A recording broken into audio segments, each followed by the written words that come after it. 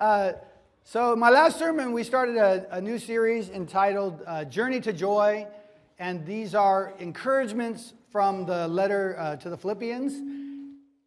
And are we better?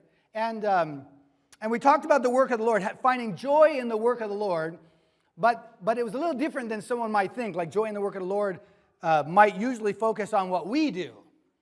And what we were looking at is that Paul says we are God's workmanship. And he says, he's talking about the God who works in you to will and to act according to his good pleasure. And in chapter 1, he says, I'm confident that he who began a good work in you will do what? See it to the end, carry it on to completion. God's going to get an A. Right? God is not going to fail at his work. And you are his work. That's something to be joyful about. So in the work of the Lord, joy in the work of the Lord. The second lesson, which is primarily focused in Philippians chapter 2, but elsewhere as well, but it's this finding joy in the mind of the Lord. And as I began to think about this lesson, I realized that, especially in Philippians 2 and the whole letter, the mind of the Lord is love. All right? God is love, and he who lives in love lives in God, and God in him, right? The mind of the Lord is love, and that love is in unity. That's a big thing here in Philippians chapter 2. But that unity there's also humility and service and sacrifice. And I thought about all those things, and I thought, wow, that's a lot of points in a sermon. But as I was studying and thinking through these things in Philippians, I realized, it's pretty obvious that it's not a bunch of things. It's just one thing. It's one thing, sort of like the fruit of the Spirit, right? The text in Galatians 5 says, the fruit of the Spirit is. Doesn't it say that? And then it names off a bunch, right? Well, wait, aren't you supposed to use the verb are? Or the fruits of the Spirit? I don't know if we'd say fruits, but the fruits of the Spirit are, and then you name off a bunch, right? But that's not what it says. What does it say? The fruit of the Spirit is love, joy, peace, patience, kindness, goodness, faithfulness, gentleness, and self-control, right? That's the fruit, one fruit. So same thing here as I was looking at this. The mind of the Lord is love. And that love is evident in unity. And that unity is evident, but also demonstrated, but also it grows and it builds as God's people are humble and sacrificial in their service. And it's all one thing. It is the fruit of the mind of the Lord, and it is the evidence of, and it is the substance of it. This is the nature of it. So I'm just going to talk about one thing. This is the one thing I'm going to talk about, and that is in the mind of the Lord there's joy, but that mind is evident and building the body up when we are humble and sacrificial in our service in these things. And so Paul begins in Philippians chapter 2, and he says, so if there's any encouragement in Christ, any comfort from love, any participation in the Spirit, and any affection and sympathy. Now, Paul knows good and well that these things exist. The if there is really like a since. You get that? Because he knows the Philippians, and they have a close relationship, and they're his work there. The work of God, but through Paul. And they love him, and he loves them, and he knows these things exist, but he's leaving it up to them to kind of reflect on it and say, yes, I feel all those things. So if these things exist, meaning since they exist, complete my joy. Paul finds joy when his work, which is the work of the Lord, is in the mind of the Lord. Paul will find joy there. We will too. He wants us to have his joy. But Paul finds joy when the disciples of Christ are unified in love and humble sacrificial service. That's what he's going to get at. So if these things exist, if you've tasted that Jesus is good, if you've tasted the kingdom, if you've been refreshed, and if you've been filled with the Spirit, then make my joy complete. How? How do I make your joy complete? By being of the same mind, having the same love, being in full accord and of one mind. How in the world are those last four things different? It's all the same thing. You see that? It's just all, it's just Paul trying to, just maybe hyperbolize or just say over and over, right? Repetition is the key or something. But what is the difference between being of the same mind and having the same love? And what does it mean to be in full accord? Doesn't that mean kind of to be like unified in love?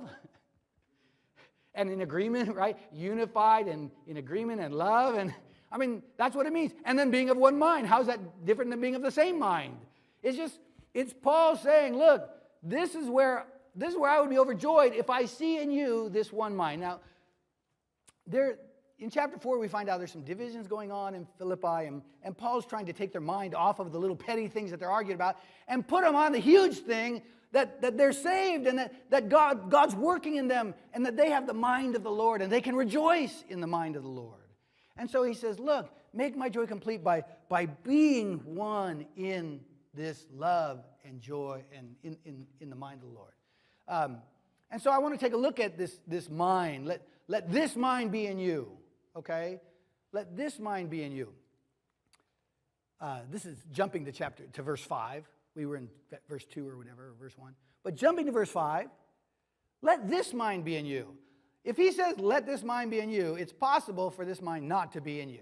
Can you agree with that? And that you have got to make a choice, right? Even if God has filled you with His Spirit, the fact of the matter is, He's not going to arm wrestle you or twist your...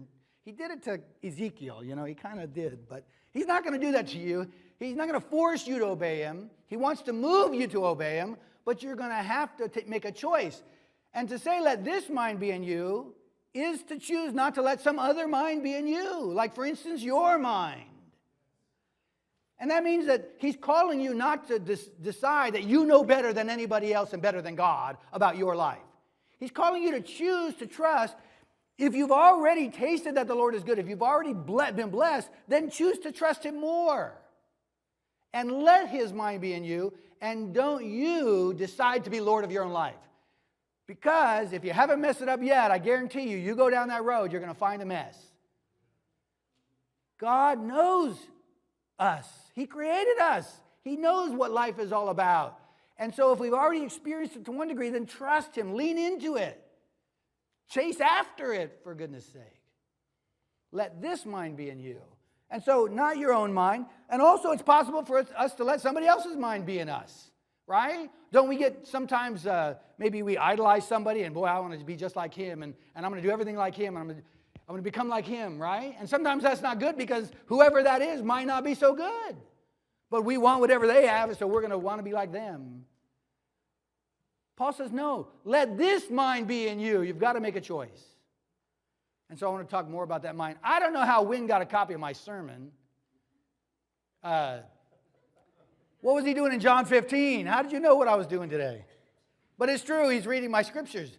But in the mind of the Lord, this is what Jesus says, okay? He says, if you keep my commandments, you will abide in my love, just as I've kept my Father's commandments and abide in His love. Now, right here, people lose joy. They just lose it. They lose all hope and joy. Why? Because we tend to read into this statement sort of our own kind of works, legalistic kind of bootstraps, I can do it religion. But it's not what Jesus is talking about. He's going to tell us what He's talking about. But we unfortunately go here. Can y'all read that? This is the short list. That's what happens with religion. Anybody experienced religion like that before? Some of us have. We know about it. Did you find any joy in that? Any hope? I didn't. I was there for a few years. I just thought that was the way, and I knew I'd never be good enough. Even at my best, I knew I was lost. And yet I was out trying to tell people about Jesus. But I wasn't saved. Well, maybe you can work that out. That's not the way it works. Jesus said, if you keep my commandments, you'll abide in my love, just as, look at, did I lose control? Just as what? Just as I have kept my Father's commandments and abide in His love. I'm only asking you to do what I'm doing. I don't see Jesus with a big old long list of commandments that He's trying to follow and check off and make sure He's just living like Jesus. And he says, I want you to follow me and do what I'm saying, just like I'm following my God, like I'm following God and doing what God is saying. My Father, I'm doing what he's doing. I want you to do that's all he's saying.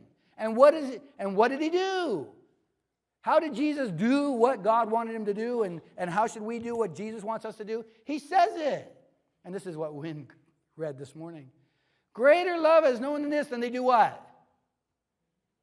Lay down. Isn't that what Jesus did? This is how Jesus lived in God's love. By laying down his life for his friends. And you are my friends if you do what?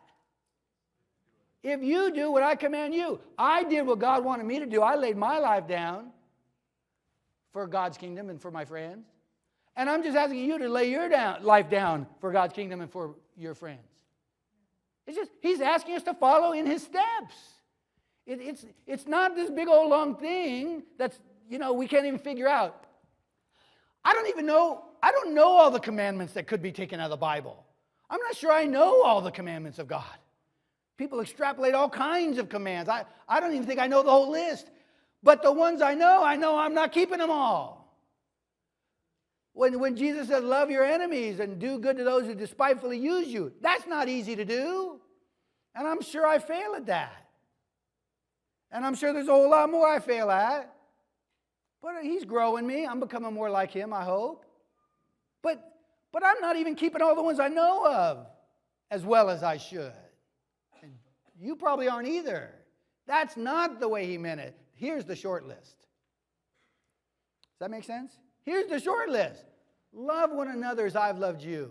That's exactly what he goes on to say. This is my command. This is what I'm telling you to do. Love one another as I have loved you. How did he love us? He offered his life. How should we love one another? Offer our lives. It's that simple. And so Jesus is calling us to a life of humble, sacrificial service. One thing. Humility, service, sacrifice. Now, it's one thing to tell somebody to do something. Do you like that? You walk into a room, everybody's sitting around. You walk in and they say, hey, you, clean all this up. You like that? You don't like that, right? But what if everybody's already doing it? Isn't it easier to kind of get involved? I had a friend when I was in the military. When I was able to move off base, I lived with them in their finished basement, and they're like some of my closest friends in the world right now.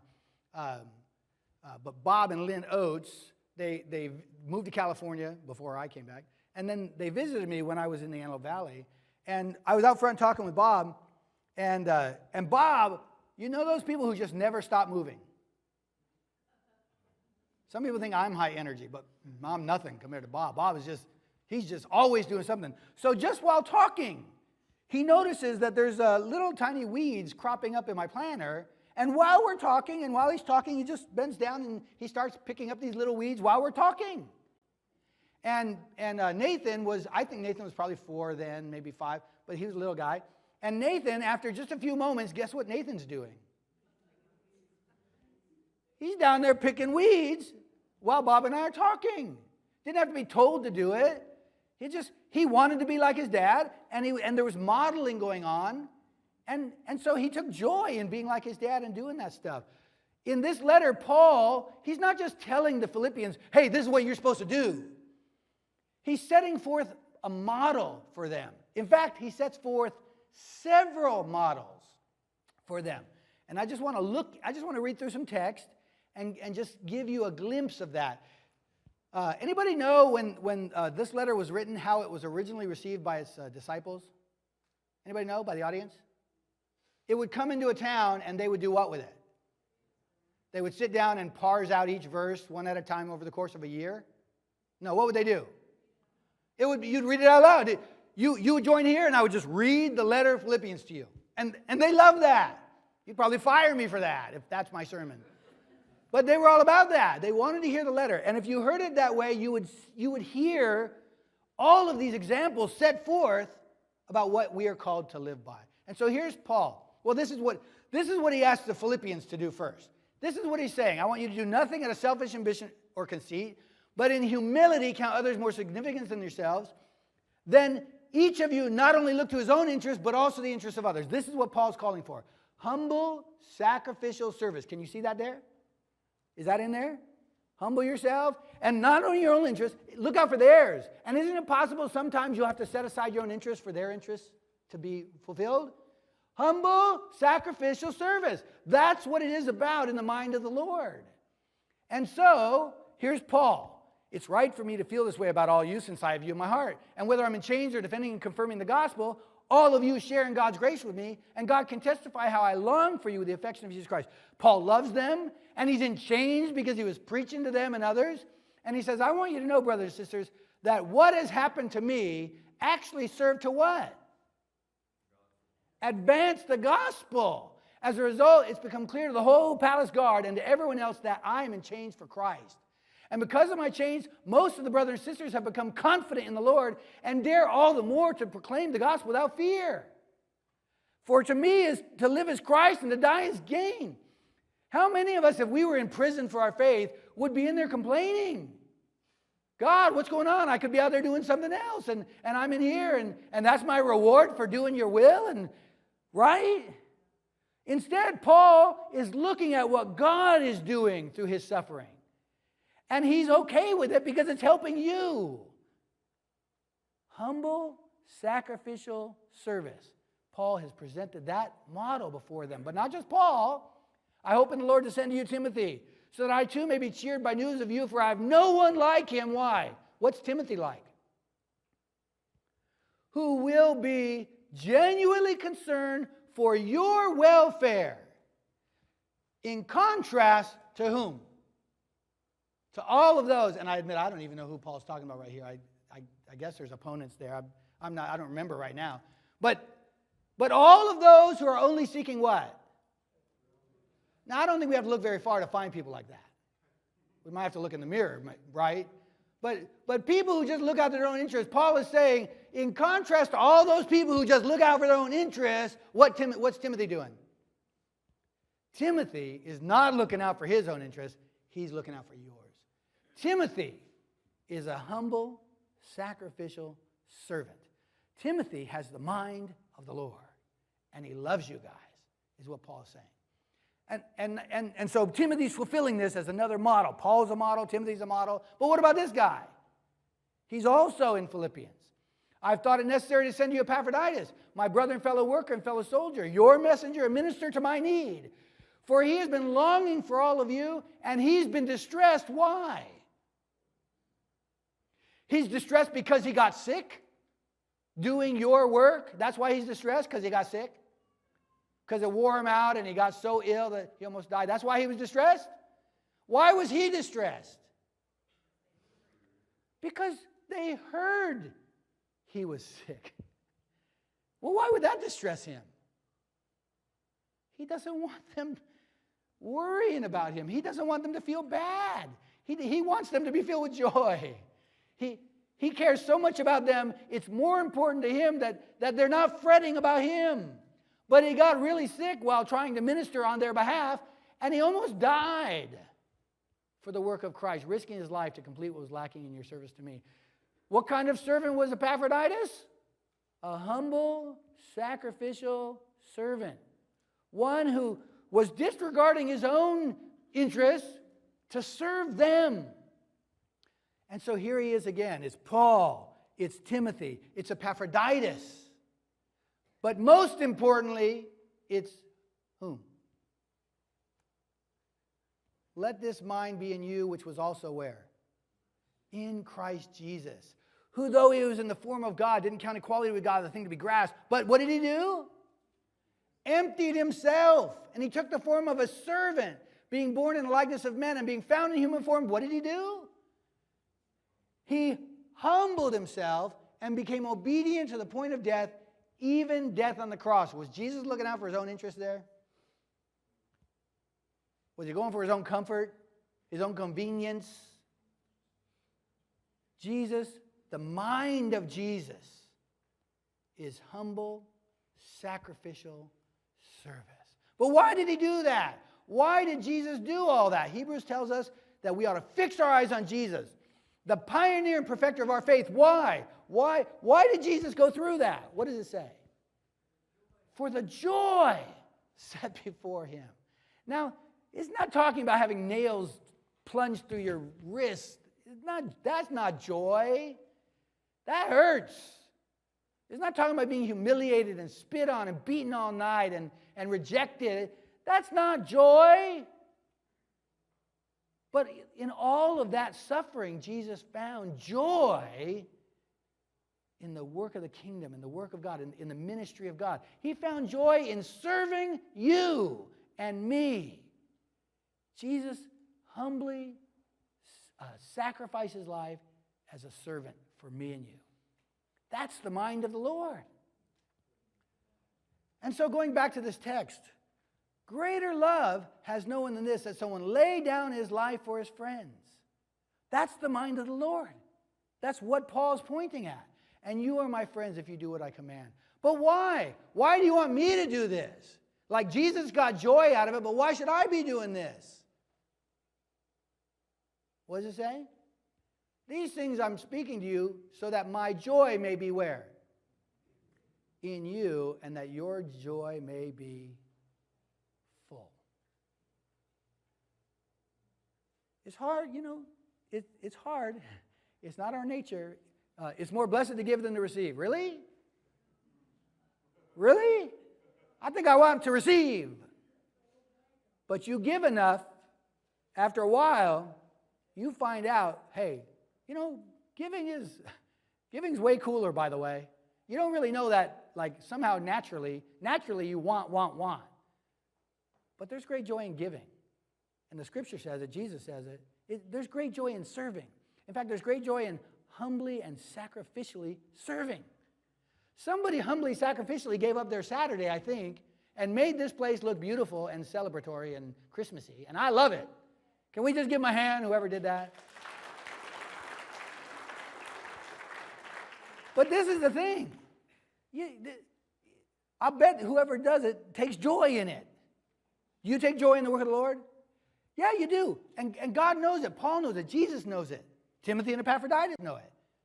This is what we've been called to, joy in the Lord. It's through love, unity, and humble, sacrificial service. Now, the last thing I want to say to you is in this passage right here. I want to tell you that this is not true. Now, before you throw stuff at me, and before lightning strikes, when Jesus said, greater love has no one than this, that someone lay down his life for his friends, I want to say to you that that's not exactly true. Now, why am I saying that? Well, I think it's true in the sense he meant it. I think he meant, don't you know that the greatest love that anybody possibly could have is when you lay down your life for your friends? And everybody would like, yeah, that's true. That's all they know. But there's greater love than that.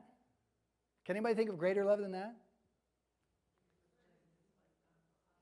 Yeah, Romans 5 says, this is how God demonstrated his love for us, right? This is the greatest love you can figure in humanity. But here's the love of God. That God loved us even while we were his enemies. I find that greater love. I don't think I'm wrong. I think there's a greater love than even this. This is the only love they knew that was the greatest love. But God demonstrated his love even greater than that he laid down his life for his enemies, for you and me, so that we would come to believe that he loves us and he wants better for us and better for the world. And so that gospel message is for you today. God loves you. I don't care how bad you've been or how wrong you've been or how horrible you've been. Paul says he's the worst of sinners, persecuting Christians and being privy accomplice to their murder. But Paul said, God showed this mercy to me so you'll know he can be merciful to you. And this is the gospel message for you.